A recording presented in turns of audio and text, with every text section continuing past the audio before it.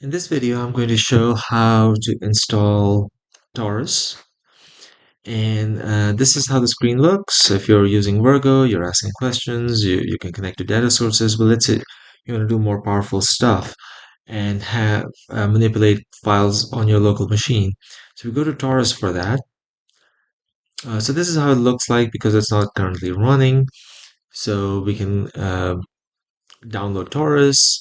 So you can kind of go over here and download it. I already have it downloaded. So I loaded the folder to my desktop, and I'm on a Windows machine, so I can run launch, and it launches Taurus. It's a pretty small download, and then it finds the different Python environments on my machine, and this is the one I want to use because I have some popular packages like matplotlib and other packages on it. I don't want to have to reinstall them, but if you don't have an environment, then it'll just install a fresh Python uh, environment for you.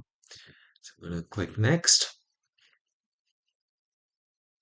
So it's checking packages, and I already had the required packages, so it's pretty fast. It says it's installed successfully. Okay. So now I go over here and I'll see this VerbaGPT logo here, VerbaGPT Taurus. Right click on it, and I can go ahead and start Taurus from here. So it starts the local server, and then I can go back to the website and I now see welcome to Taurus. Now it does require that you are authenticated into Claude. So if you're not, it'll give you a message that you need to be authenticated into Claude uh, SDK, or using your Claude credentials. But once you are, then it's ready to go, and VerbaGPT comes with sample data that is already installed when you install it. So for example, I can ask a question of the sample data that's already in the footnote. So this is how I get to that. So this is this plus icon here. I can go in there and there are some sample questions here already. So I can use this one. I can click uh, accept that question, and it'll spool up a connection to Claude. I'm using Haiku model here, and you can adjust which model you want to use from the settings menu, and it'll try to find the available files, and it sees a couple of sample files that are installed when you install Taurus. Once again, it's a tiny download. Um, the Python packages are installed on your machine if you don't have them.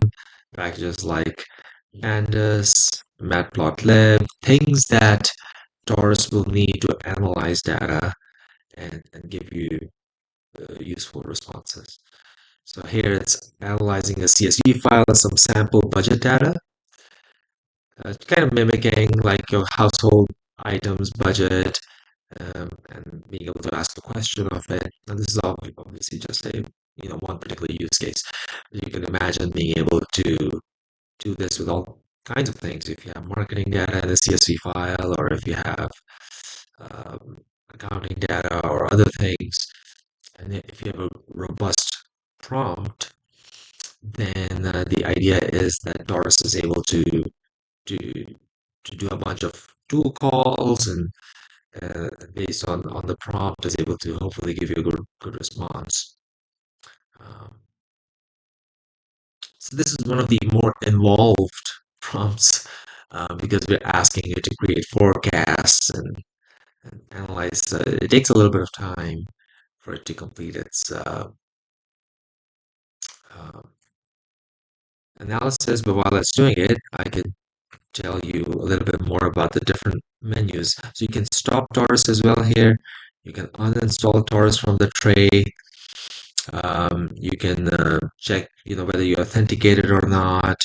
And you can open different folders. You can view the status of Taurus. But most of the time, you're going to be able to quit it, so it kind of shuts down Taurus and removes it from the tray. You can start Taurus, And if you don't want it anymore, you can uninstall it. Uninstall is pretty simple. It basically just deletes the folder that it created when it installed. And here we have the answer. As I mentioned, it's a pretty involved analysis. It's doing forecasts and so forth. But here we see Taurus working. Um, and of course, this pattern that you saw, you can replicate it with your own data, PDF, CSVs, and so forth. Okay, that's it. Thank you for watching, and hopefully this gives you a good explanation of how you can install Taurus with VerbaGPT and get it up and running.